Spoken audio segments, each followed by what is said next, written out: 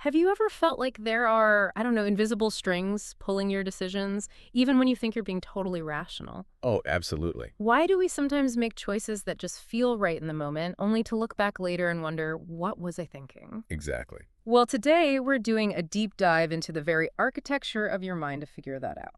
We're exploring Nobel Prize-winning psychologist Daniel Kahneman's really groundbreaking book, Thinking Fast and Slow, which came out in 2011. A truly seminal work. Yeah, and this isn't just about, understanding complex research. It's about getting practical insights into those subtle, often surprising biases that influence your daily decisions. Hmm. At work, managing money, just navigating life. Hmm. Okay, let's unpack this. We're diving into a book that's fundamentally changed how we understand our own brains and why we make the choices we do. It's really remarkable how Kahneman's work gives us these research-backed explanations for those common human errors we all make. It's not just theories. He gives us a kind of roadmap to understanding the unconscious biases steering our choices. Yeah, a roadmap is a good way to put it. It's just so important across psychology, behavioral economics, the science of decision-making, everywhere, really. And at the heart of it all, Kahneman presents this core idea. We operate with two pretty distinct modes of thinking. He calls them System 1 and System 2. Right. So System 1 is your fast, automatic, intuitive side. Emotional 2. It's the brain's default for quick judgments, snap decisions like recognizing a friend's face instantly or knowing 2 plus 2. Effortless, basically. Totally effortless. It's incredibly omniscient, but the speed means it often jumps to conclusions, sometimes fills in gaps with assumptions instead of facts. And, well, that's where the potential trouble starts. And then you've got System 2. That's your slow, deliberate, logical, and frankly, effortful mode. This is the system you have to consciously engage for deeper analysis, complex problems, or when you really need to focus hard on something. Like doing your taxes. Exactly.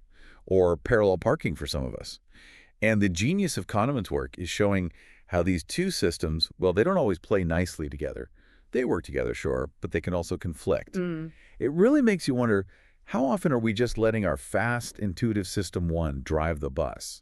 Especially when a slower, more deliberate System 2 approach is what's really needed for those big, critical choices. That's the key question, isn't it? Understanding that interplay, that tension, it's really foundational to becoming more self-aware in your decision-making. Exactly. And this is where it gets super interesting. While System 1 is efficient, that speed often leads to, well, predictable errors. Right. Which brings us to what Kahneman calls heuristics. These are essentially the mental shortcuts our brains rely on. Quick rules of thumb. Handy, most of the time. Yeah, handy for getting by quickly, but these shortcuts often lead straight into cognitive biases, these systematic errors in our thinking. The book just lays out so many clear examples. Take the anchoring effect, for example. Your judgment gets totally swayed by the first piece of information you hear, even if it's like completely irrelevant. Oh yeah, that's a powerful one. It's why, if you see a shirt originally priced at $200 marked down to $50, you think, wow, $50 is a steal, even if you wouldn't normally spend $50 on a shirt like that. That $200 anchor just completely skewed your perception of its value. Totally. And that's just one. Then there's also availability bias.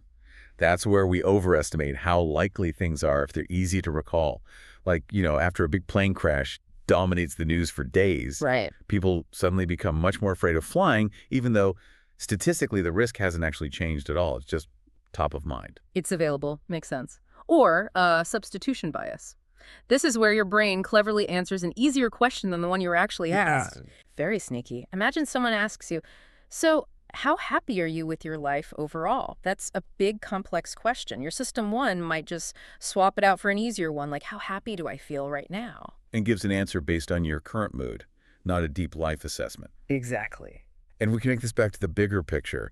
These mental shortcuts, they aren't just abstract ideas in a book, are they? Not at all. They influence everything.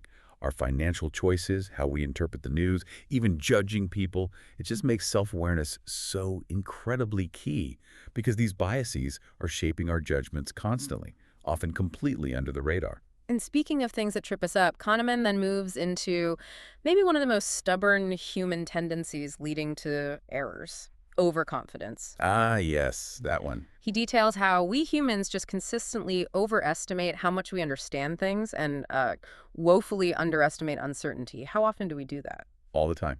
It includes things like the illusion of validity, where we genuinely believe our predictions are way more accurate than they actually turn out to be. Right. And the other sneaky one, hindsight bias.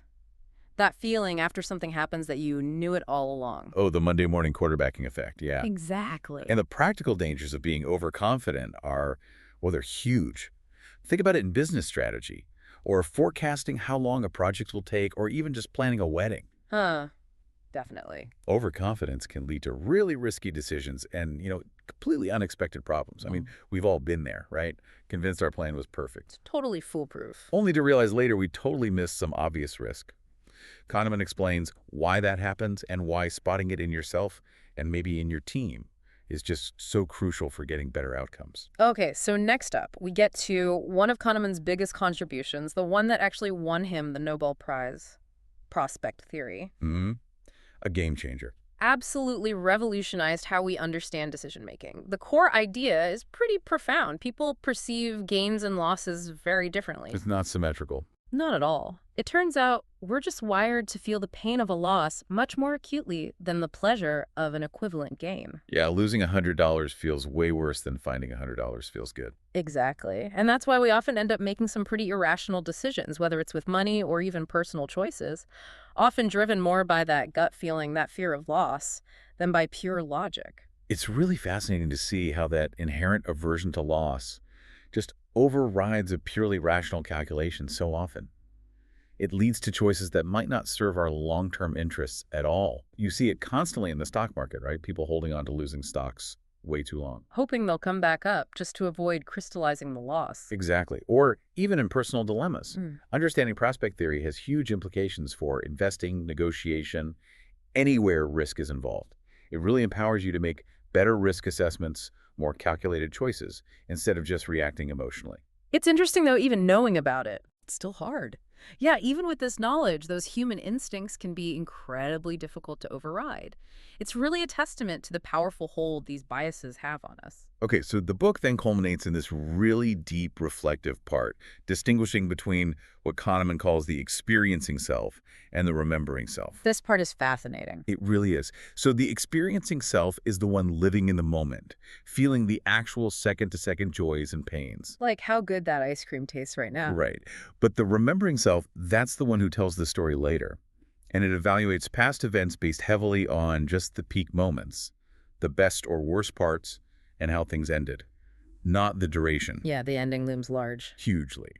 And Kahneman reveals that these two selves often disagree on what actually makes us happy. It profoundly influences how we evaluate our lives and look back on our experiences. This distinction just raises such a crucial question about how we evaluate our own lives, doesn't it? Are we truly remembering the sum total of our joy, or are we just remembering the highlights in the ending? And what does that mean for our future choices? Exactly. What does that mean for how we pursue well-being? The implications for understanding happiness and how our memories literally shape our perception of the past are just vast. Really makes you think. So, okay, let's bring it all together. What does all of this mean for you listening right now? Because this isn't just some abstract psychology theory. Not at all. It's genuinely like a life skills manual for thinking more clearly and making better choices. Understanding these concepts can seriously improve your decision making across so many parts of your life. Definitely. Okay, let's talk about business professionals and leaders. For you, this stuff is invaluable. Think about making those quick decisions under pressure. Yeah. Kahneman shows you the hidden biases behind those snap calls, the ones System 1 is so good at making instantly. Right. It helps you become much more objective, maybe less swayed by emotion when you're making critical calls, like, say, during a really high-stakes negotiation. Good point. And you'll understand customer behavior more accurately, too, kind of seeing past their surface-level answers to how their biases might be driving their choices. Ah, interesting. And for projects, recognizing that tendency towards overconfidence we talked about, that can hugely reduce bad forecasting and help you anticipate pitfalls you might otherwise miss. Less nasty surprises. Fewer surprises is always good. Okay, what about for investors and financial planners? This book must be like required reading. Oh, it should be. Kahneman explains so clearly how your money decisions are often driven by fear and greed, not always by cold, hard logic. Yeah. He shows how concepts like loss aversion, that fear of losing and overconfidence, just lead directly to poor investment choices. Like holding losers too long, as you said? Exactly. That's loss aversion making you hold on, fearing the pain of selling at a loss even when logic says cut your losses. And overconfidence. Oh, that leads us to take on way too much risk, thinking we've cracked the code or got a system. When really it's just luck, maybe? Often, yeah. Or just underestimating the randomness. Understanding this trains you to think longer term, to try and override those emotional impulses and make genuinely calculated risks rather than just emotional bets. Makes sense. And what about just for everyday life, for anyone who wants to make better decisions, whether it's choosing a new car or thinking about a career shift? It connects directly to the dozens, maybe hundreds of choices you make every single day. Yeah. Kahneman shows how many of those are influenced by these mental shortcuts and unconscious biases without you even realizing it. So becoming aware helps how? It really helps you become less impulsive, maybe a bit more reflective. You learn to question that initial gut feeling, especially when the stakes are high. Pause before leaping. Exactly. And it significantly improves your communication too, because understanding how other people's minds work, their likely biases, helps you present information more effectively. You can frame things in ways that resonate better and maybe avoid unintentionally triggering their defensive biases. That's a really valuable skill. It's a goldmine, really, for anyone looking to build stronger analytical skills, whether you're studying this stuff formally or just trying to navigate daily life more effectively. So thinking fast and slow, it really is more than just a psychology book. It feels like a genuine life skills manual for thinking clearly, avoiding costly mistakes, making better choices in your work, with your money, in relationships. Absolutely. Our hope is that this deep dive has left you, well, a bit wiser, armed with some crucial insights into the amazing and, yeah, sometimes perplexing way your own mind operates. And maybe this deep dive into how our minds work leaves us all with a kind of compelling challenge for you to consider. How often do we consciously hit pause? How often do we deliberately activate our system to really scrutinize those quick, intuitive judgments that our system one is constantly feeding us? That's definitely something to ponder as you go about your day. Consider how you might apply some of these insights in your own life, maybe encourage a slightly more thoughtful approach to your daily decisions.